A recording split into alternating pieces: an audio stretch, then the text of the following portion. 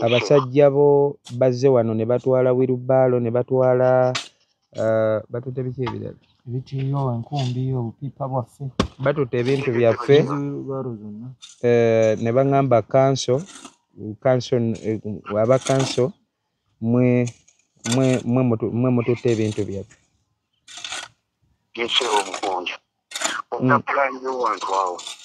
wangi wajja ku kanso n'ofuna pulaani ekola ki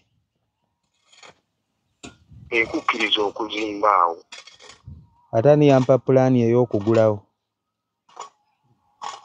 omukulu wangi sebo saagala ombuuza ebibuuzo bingi nedda nga wombuuzizza nedda anko mbadde nsaba tuwaŋŋane ekitiibwa ffenna buli omu mu mulimu gwakola ombuuzizza niyampa ani gwe nasaba pulaani ey'okuzimbawo nange ne nkubuuza ani yampa pulaani ey'okugulawo wadde tewajja kuwa pulaani naye kikakatako okulabika nti ojja n'ofuna pulaani tositebe ku kanso olabike nga kuzimba mu Afrika ate kaakati kati okay kati tugende mpola ddadi kati ate abazimbi bwe baba nga nnyinza okuzimbisa abazimbi abatali ku mutindo lwaki ate mututte wirubaalo ate ne mulekawo abazimbi era olina okujja ku kanso ebintu twabikimye ojje ku kanso ofune pulaani entuufu omukunja obudde nnyina butono njagala tubeere anti ate obudde bw'olina obutono ate bwo obutwala obujja ku sayiti ne muvuga amamotoka ne mujja ne mutwala ebintu byange ate bwe mubujjeewa anti era n'abazimbi bennyini tusobola ate n'okubakima oba nga tozise ku kanso kufuna pulaani entuufu gwe jjangu ku kanso ku ttebe ofune pulaani then ekukkiriza okuzimba nga mu mateeka yogeti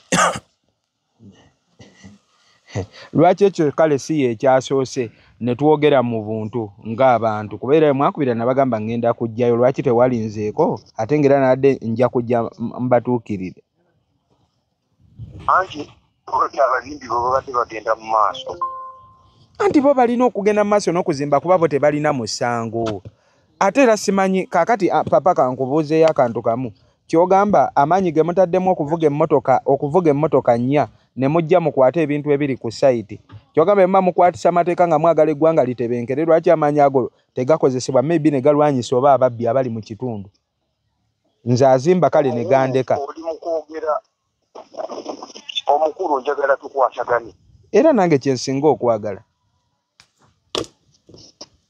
ekikulu ekiteekebwa mukunya njagala obeere mutuuze mulungi mu kitundu njagala ojja ofune pulaani entuufu buli kimu kirabike nga kigenda mu maaso poloti gye bagabirako pulaani okay kante era nsaba kutegeera kati gwe nga naye kooli mukulu nga gwakwasisa amateeka ga kanso poloti gye bagabirako pulaani erina banga yenkana etya olina okujja ku kanso kati ate bwe muba mwabadde mwagala nze kujja ku kanso ate lwaki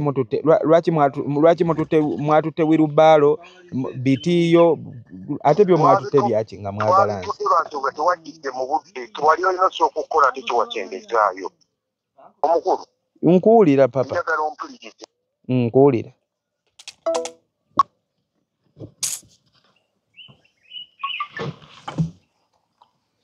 boy kati tebamuniga ddamu kulinnya wano nti balina ekintu kye banoonya okitegedde ate security nze ndi kuzimba poliisi eno nzimba nju yawa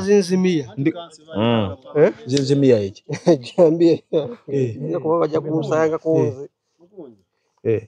waliwo amateeka agakolwa ate kozimba kalina wetaagira ddala pulaani ate lwaki we nali ngula temwampa pulaani kati gitwale so sikujja n'enzimba kale katufunze wogula emmere yo mu wooteri n'osasulayo ssente ani akuwa pulaani otandika okugirira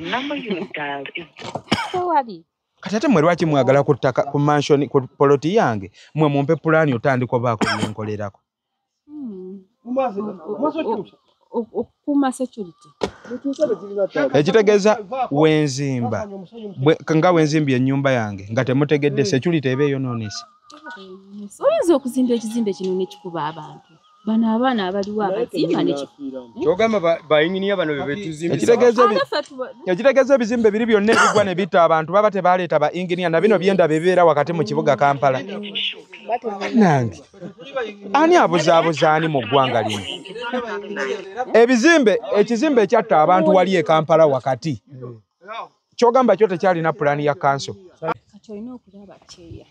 Ate chairman si yawambye ebintu byaffe kanso ye. Kasoleka amaleyo. So dabayo kanso. Kati goso before nga tonnalaba kanso. Osooka n'olaba Kyeya. Kuba byonna bigenda okubaawo Kyeya yasooka okutegeera. Kati Kyeya abakanso bagenda okujja ng'olredde gwala. Abana ng'olimbega nga kanso ye kusinda. Oyagala tugisasa. Mulinde kanso katunyonye kalyo tunyonyola ka makulu. Kati Kyeya n'obwe tuba tumukubidde ye nambe enkulu kuno kyalo. Kitegedde. Chairman si oli ajjanga tuli emmere yaffe ne tumuwa ne ku mmere. Kati osi mwandigenza n'oganga musingi gwe mwandisoosa okulaba. Kati bwe Kyeya kuba Kyeya bwoya. Kyeya yajja n'alya ne ku mmere yaffe nga tuli kufumba lwenna tuuka kuno. Kati kanso weebejja kanso ani aji kuba kyemmanyi waliwo owoolugamba akubira kanso n'agigamba Saidi waliwo azimbawo mansion. Ani kali lugamba waako.